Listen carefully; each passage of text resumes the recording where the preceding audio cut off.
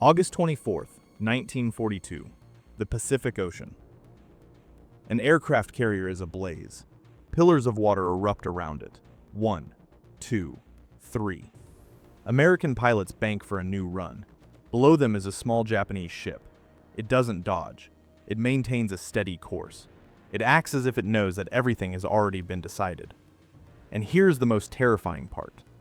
It actually does. This ship knew its role before it even left port. It was sent here to die. Deliberately. Cold-bloodedly. By orders from headquarters. And those who signed that order knew exactly what they were doing. But that is only the end of the story. Because the real question isn't how it died. The question is how it came to be in the first place. This ship should not have existed. It was banned before its keel was even laid.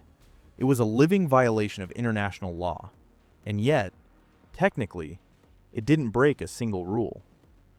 The Prancing Dragon, Ryūjō, a ghost ship, a paradox ship, a vessel that the great powers tried to destroy on paper, and failed. Because one man found a loophole in a treaty. A loophole the size of an aircraft carrier. Stay with us until the end, and you will learn how a legal trick birthed a weapon, how that weapon lived the life of an outcast, and how it was sent to its death to save those who were deemed more important.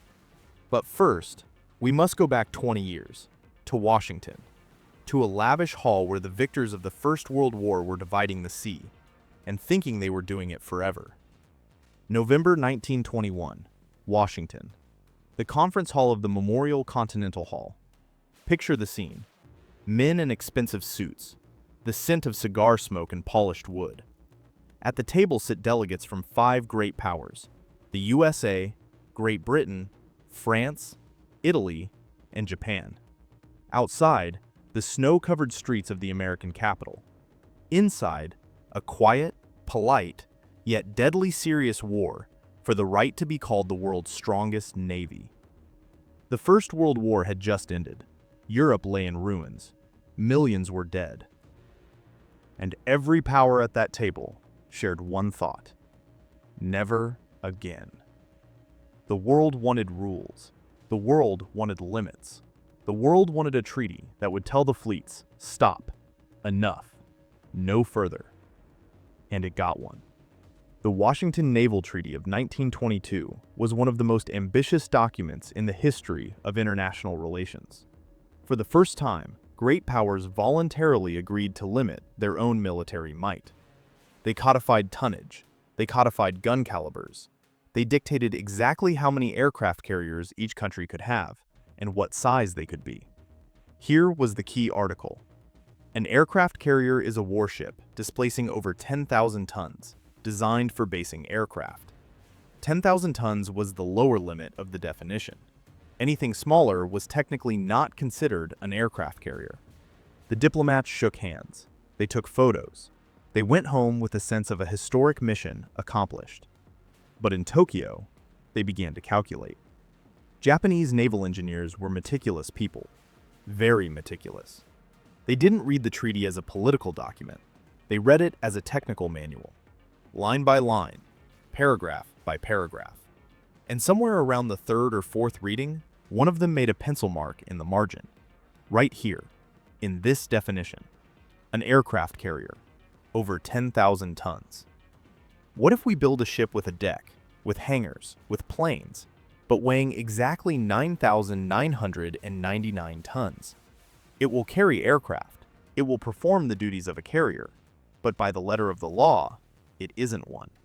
Therefore, it falls outside the treaty limits. This wasn't a mistake by the diplomats. It was the blindness of men who thought in categories of politics, and underestimated men who thought in categories of engineering.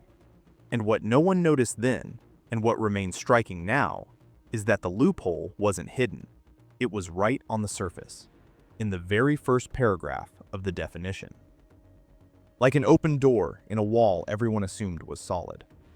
The Japanese walked through that door, quietly, politely, with full adherence to all formalities. One thing remained, to turn the idea into steel. To build a carrier that wasn't a carrier. A ship that shouldn't be, but would be. And for that, they didn't need a politician. They needed an engineer. Or rather, a team of engineers. And a task that any sane person would have refused immediately. Imagine the challenge. You are given a sheet of paper. On it is the whole outline of a light cruiser. Narrow, long, designed for guns and torpedoes, not for aviation. And you are told, an air group must be based on this hull. Planes must take off. Planes must land. There must be hangars for storage. There must be fuel, ammunition, catapults, and elevators. There must be anti-aircraft artillery. There must be a crew, hundreds of men. And through all this, the entire ship must not exceed 10,000 tons. This isn't an engineering task. It's an insult to physics. But the Japanese Navy Technical Bureau took it on, seriously, methodically, with the pedantic precision that characterized Japanese military engineers of the Showa era. They scraped away grams wherever they could. They lightened bulkheads. They reduced armor thickness to almost zero. They chose the lightest gun mounts available, and still, it wouldn't fit. Then, they made a decision that was simultaneously brilliant and insane. 2 tiers of hangars, one on top of the other. Imagine a 9-story building placed on a raft. 2 floors of steel hangar, packed with planes and aviation gasoline, atop a narrow cruiser hull that was never intended for anything of the sort. The center of gravity shifted up, way up. Any sailor can tell you what that means. When weight is concentrated high up, a ship becomes unstable. In a storm, it begins to heel, and it doesn't always come back. This is called metacentric height, and for the projected Ryūjō, it was alarming. The engineers knew this. They kept working. The flight deck was kept to a minimum width. The superstructure was tiny, almost toy-like, hugged against the starboard side so as not to obstruct the runway. Anti-aircraft guns, 4 on each side. The power plant, steam turbines powerful enough to push the ship to 30 knots. This was vital. A carrier needs speed to create the headwind necessary for aircraft launch. On paper, it all added up.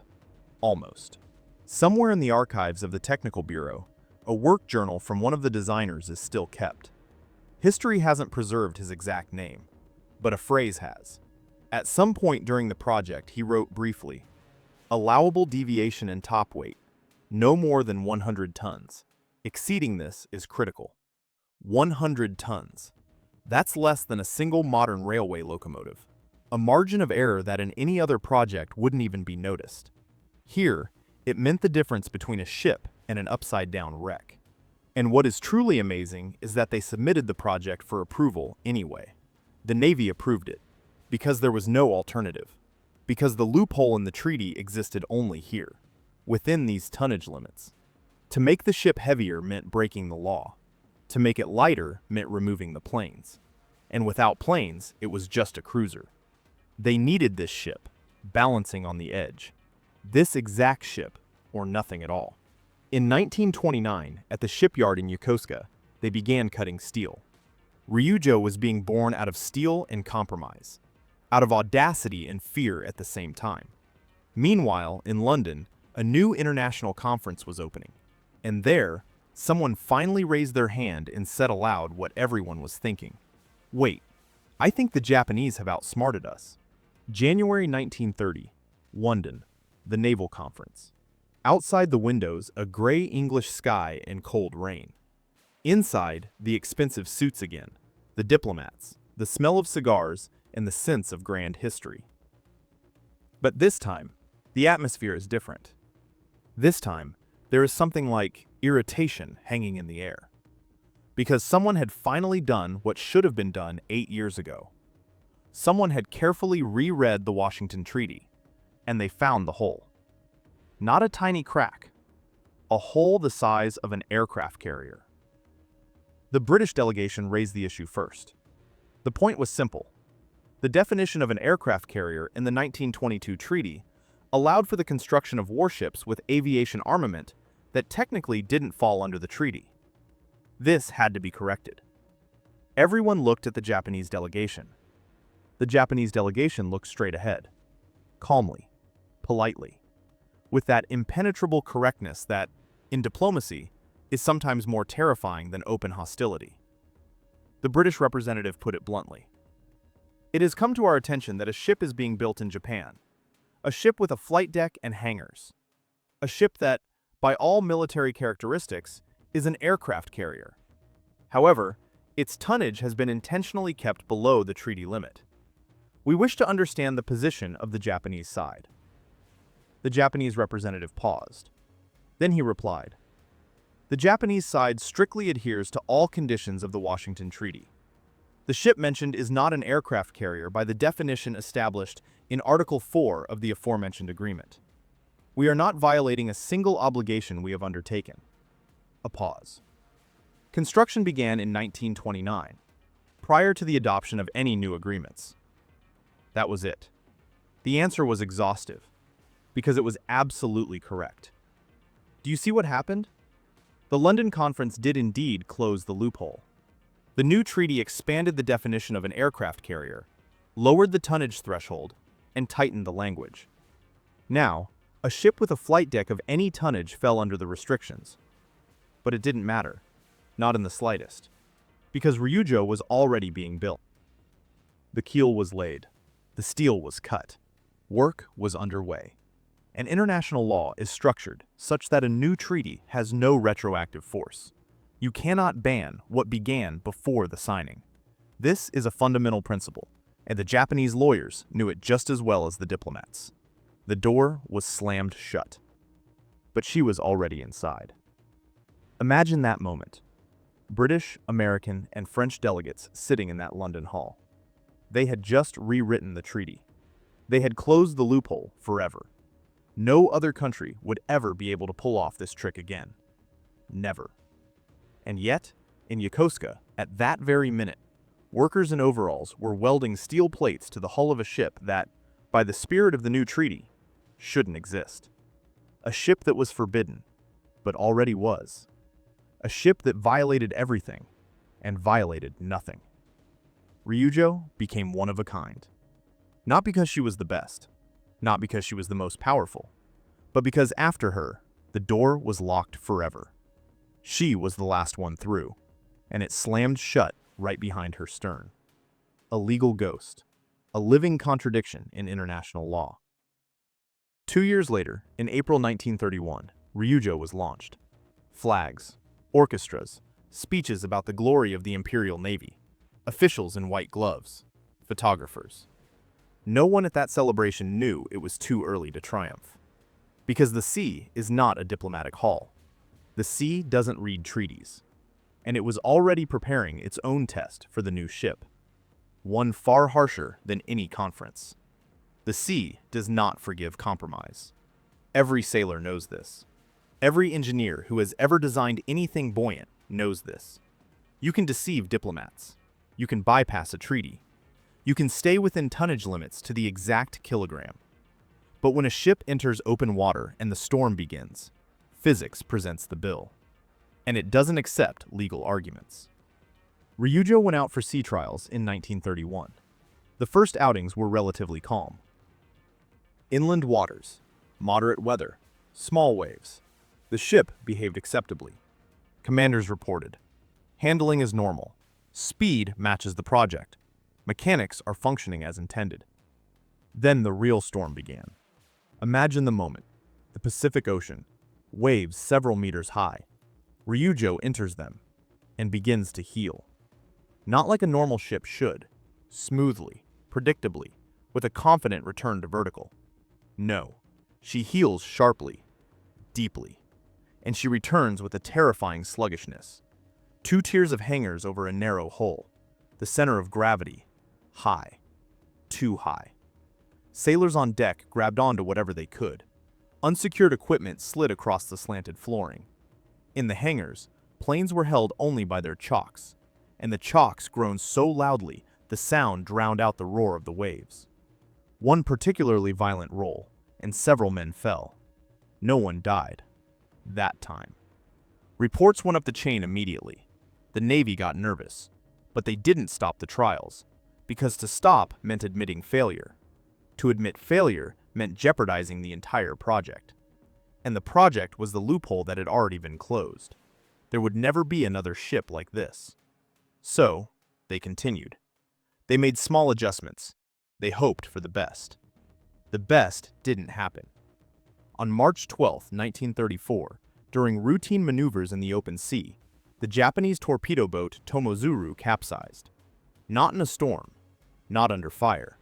It simply rolled onto its side and never came back. Of the 113 crew members, fewer than half were saved. The rest went down with the ship.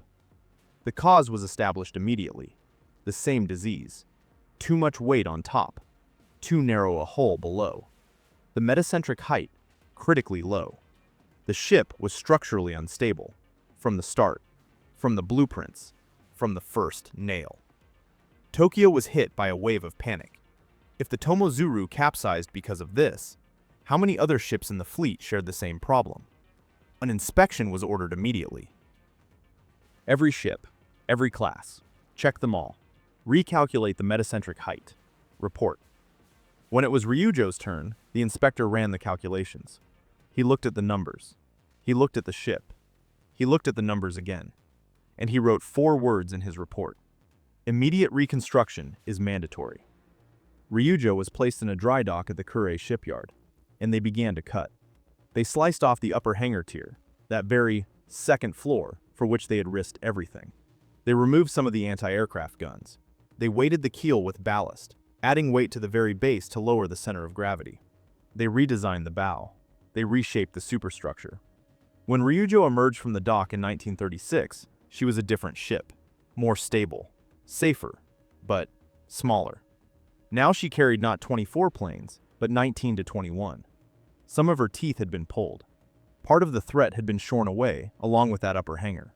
She paid for her existence with her own power. And here is the bitter irony. A ship created as the maximum effective use of every kilogram of tonnage ended up being smaller than she could have been. The hunt for the loophole, the compromise with physics, the victory over the treaty, all of it added up to a carrier that was inferior even to the ships Japan had so carefully tried to circumvent. A different Ryūjō left the dock in Kure, alive, stable, ready for service, but no longer the formidable ghost she was meant to be. Just small, outdated, awkward, and war was very, very close. December 7th, 1941, 7:48 a.m., Pearl Harbor. 6 Japanese aircraft carriers launched 353 planes into the sky. Akagi, Kaga, Soryu, Hiryu, Shokaku, Zuikaku. The best ships of the Imperial Navy, the best pilots, the best operation Japan had ever planned. Where was Ryūjō at that moment? In the South China Sea, covering troop transports heading for Malaya. Not in the main strike. Not in the operation that would go into the history books. Not where history was being made, but where a carrier was needed, any carrier, to ensure there was at least some air cover over the transport ships. This was her place, and this would be her place for almost the entire war. While the world froze by their radios, listening to news of Pearl Harbor, Ryūjō was doing her job, quietly, methodically, without fanfare. Her planes patrolled the skies over convoys. Her gunners stood watch at their stations. Her pilots flew reconnaissance and returned with reports that went to headquarters and vanished among hundreds of other dispatches. December 1941. January 1942. February. Japan advanced across the Pacific theater with staggering speed. The fall of Hong Kong, the invasion of the Philippines, Singapore, the impregnable British fortress, surrendered in February. The Dutch East Indies, Burma. The Japanese war machine rolled forward, and it seemed nothing could stop it. Ryūjō was a part of that machine, a small part, necessary, but not primary. During the invasion of the Dutch East Indies, her planes struck enemy airfields. They suppressed anti-aircraft fire. They supported landings. Again, support. Again, cover. Again, a tool in someone else's hand. And then came April 1942, the raid into the Indian Ocean. The Japanese fleet decided to strike British bases in Ceylon, a massive operation, 5 heavy carriers, battleships, cruisers. Ryūjō was again part of the force, but again, not in the first echelon. Her task? Operate in the Bay of Bengal, sink merchant ships, disrupt British communications. She succeeded. In a matter of days, Ryūjō's planes sank over 20 merchant vessels, one by one, methodically, efficiently. The small carrier was fulfilling the task for which, if you think about it, she was created. To be where you wouldn't send a large ship. To cover the corners. To do the work that doesn't make the headlines. Ryūjō sent a report of success to headquarters.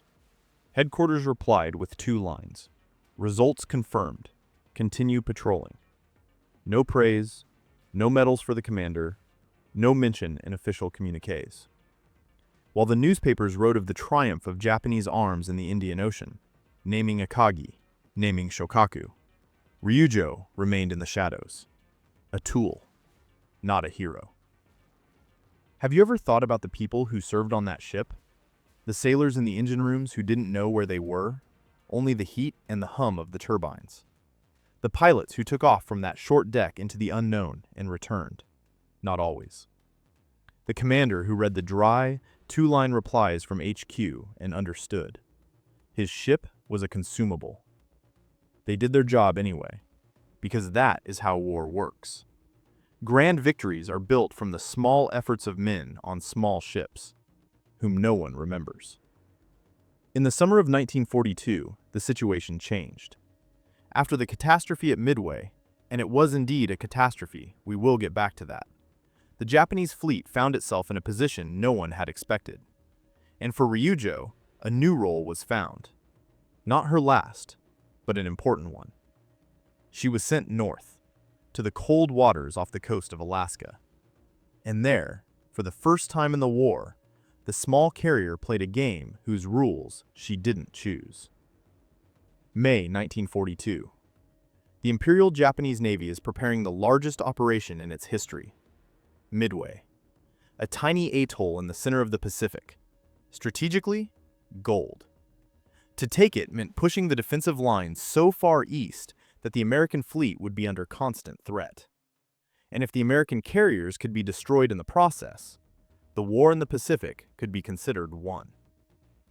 Admiral Yamamoto's plan was complex, multi-layered, beautiful on paper. And in that plan, a role was found for Ryūjō, a familiar role. Not in the main strike, but where attention needed to be diverted. Operation AL. A strike on the American Aleutian Islands, a chain of frozen rocks stretching from Alaska toward Japan. Strategic value? Almost none. But psychological value? Immense. Japanese planes over American soil. The American fleet rushing north in a panic. Attention diverted from Midway.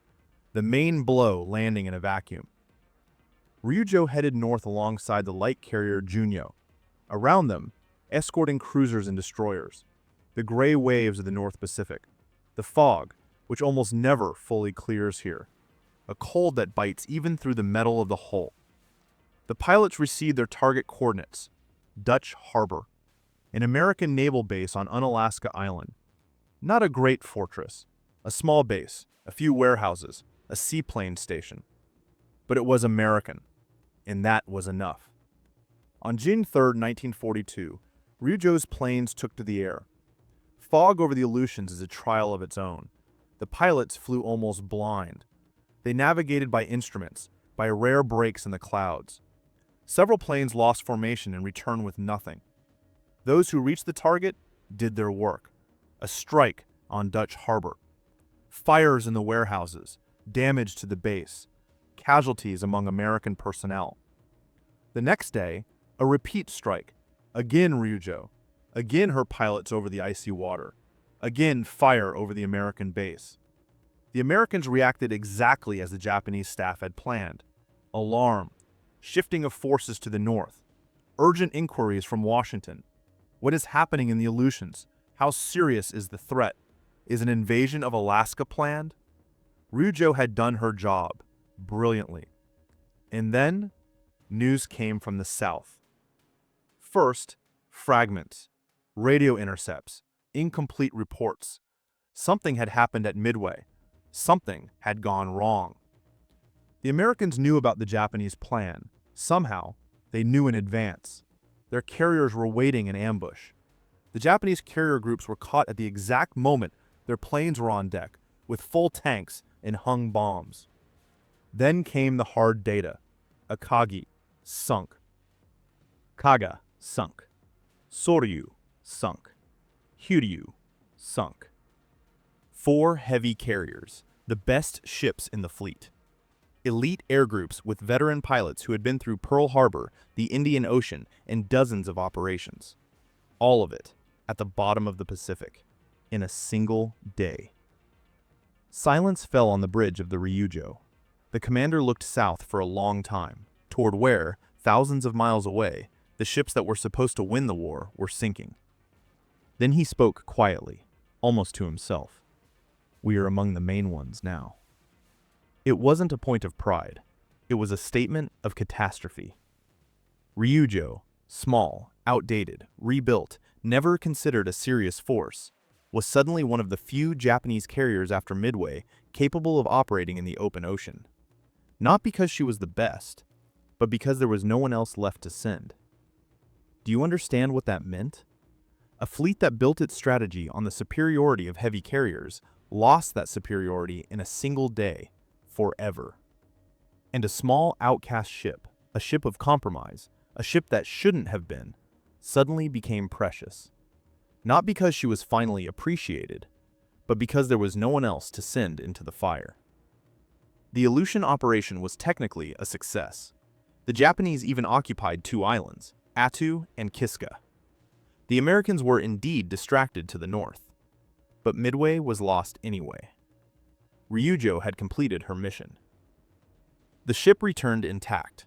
Her pilots returned, most of them. A small victory in the shadow of a massive defeat.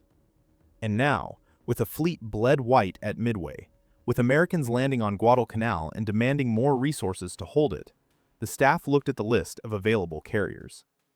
And once again, they found Ryūjō. Small, outdated, but alive. And the staff had an idea for her. One last idea. The one we spoke of at the very beginning of this video. The one the commander of Ryūjō perhaps suspected, but no one spoke of aloud. We return to where we began, August 24th, 1942. The Pacific Ocean, the waters off the eastern Solomon Islands. Morning. Now you know everything. You know how this ship was born. You know what she paid for the right to exist. You know how she fought, quietly, without awards, in the shadow of the great ships. And now, look at what happens next, with different eyes. The Americans landed on Guadalcanal in August 1942. The Japanese fleet could not allow this. They had to destroy the American carriers, especially the Enterprise and Saratoga. As long as they lived, air superiority over Guadalcanal could not be seized. As long as they lived, the Japanese infantry on the island died under American bombs. The Japanese command had 2 heavy carriers, Shokaku and Zuikaku, the elite. What remained of the once invincible carrier fleet? They were guarded. They could not be risked in vain. And here, into the operational log of the staff, they wrote the name Ryūjō. The plan was cruel in its simplicity. Ryūjō goes forward, alone, without the cover of heavy carriers, ostentatiously, loudly, so that American reconnaissance finds her, so that the American carriers launch everything they have and waste that strike on a small, old ship. While they are busy with Ryūjō, Shokaku and Zuikaku slip in from another direction and strike the Enterprise, sacrificing a pawn for a queen. A classic gambit. Only in this game, the piece was a ship, and the people on it. Did the commander of Ryūjō, Captain Tadaichi Hara, participate in this decision? Did he fully know his ship was designated as live bait? Documents don't give a definitive answer. But an experienced naval officer looking at the battle formation, Ryūjō in front, heavy carriers behind and to the side, could not fail to understand the logic. On the morning of August 24th, Ryūjō launched her planes. Her air group struck the American base on Guadalcanal, Henderson Field. The strike was real. The pilots worked with everything they had. American reconnaissance found Ryūjō quickly. Specifically her, a small, lone carrier without serious escort. The American commander, Admiral Fletcher, made his decision immediately. From the Saratoga, 30 bombers and torpedo planes took to the sky. On Ryūjō, they spotted them. The gunners took their stations. The escort planes went to intercept. The ship began to maneuver. But one of the surviving sailors remembered later, and this memory is haunting. At some point, when the American planes were already on their attack runs, the maneuvering stopped. Ryūjō settled onto a straight course. The captain stood on the bridge, silent, as if he had accepted it. The first bombs landed in the water near the hull. Pillars of water, white, tall, rose around the ship. Then a hit. Another one. A fire in the stern. Then torpedoes. 1, 2, 3. Ryūjō began to heel. Slowly, inevitably. That same heel they feared since the blueprints. The very one they tried to cure in the Kure dry dock. Now, it wasn't a design flaw, not a storm. American torpedoes had done what physics couldn't. The crew fought for survival. They pumped water into counterbalance tanks. They tried to stop the spread of fire. The wounded were carried down. The dead were left where they fell. There was no time. There was simply no time. By evening, it was clear. The ship could not be saved. The order was given to abandon ship. Men jumped into the water. Escorting destroyers pulled alongside, threw out rescue lines, and pulled men from the waves. Not all of them.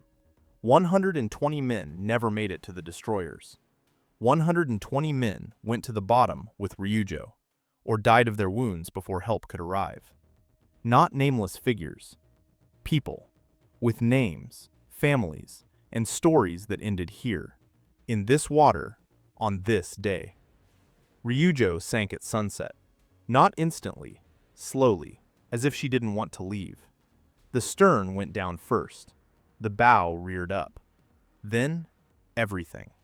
The Pacific closed over her. And the plan worked. Halfway.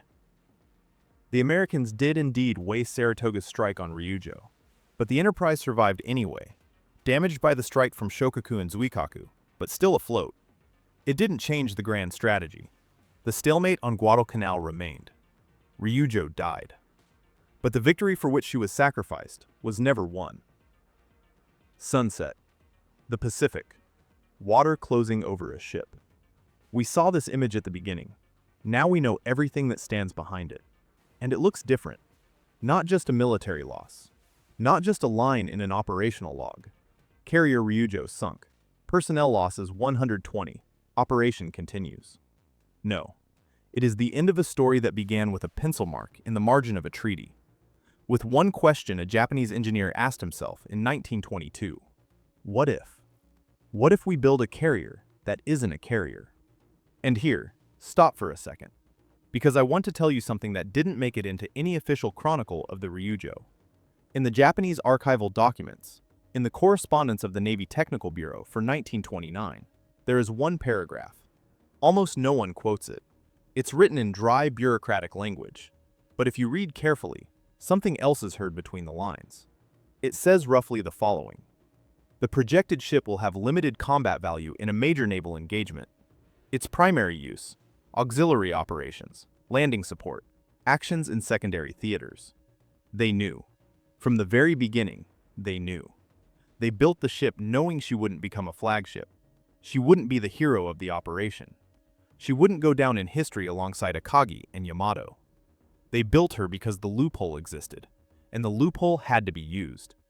Because in the logic of an arms race, every kilogram of tonnage, every plane, every knot of speed is an argument, even if it's a weak one. Ryūjō was an argument, her whole life. An argument in the dispute with the Washington Treaty. An argument for Japanese engineering audacity. An argument in combat reports. Look, we sank 20 merchant ships in the Bay of Bengal. Look, we hit Dutch harbor. Look, we covered the landing. Small, neat arguments. Without medals. Without headlines. And in the end, the final argument. The most expensive one. Die here. Die now. Die so that others can strike from the other side. I think of the people who were on board that last day. Young sailors, most of them not even 30. Mechanics in the engine rooms, who didn't see the sky and didn't know what was happening above, only felt the hull shuddering from explosions. Gunners who stood on the open deck and fired at diving planes. Pilots who were already in the air and looked down from the height to see their ship burning, and realized there was nowhere to land. They didn't choose this ship. The Navy chose for them. They didn't know they were serving on a legal paradox, on an engineering compromise, on a living embodiment of a diplomatic trick. They only knew it was their ship, and they did their duty. What remains of Ryūjō? Wreckage lying at the bottom of the Pacific, the exact coordinates still unconfirmed.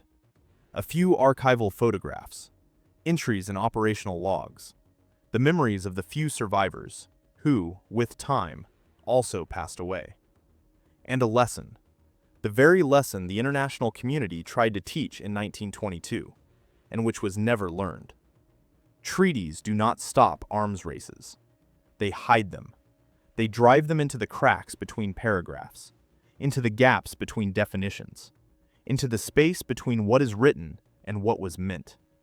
While diplomats agree on limits, engineers look for where those limits end, and they find them, always. Ryūjō was not the first such ship in history, and not the last. Think about that today, not in relation to aircraft carriers of the 1930s, in relation to any international arms control agreement you've read about in the news in recent years. The same logic, the same game, the same pencil marks in the margins of treaties. Only the stakes are different. Ryūjō, the prancing dragon, the ship that shouldn't have been. She existed in spite of the rules, and died by the rules of someone else's game. She was a daring engineering solution, a legal ghost, a combat tool, and a living sacrifice, all at once.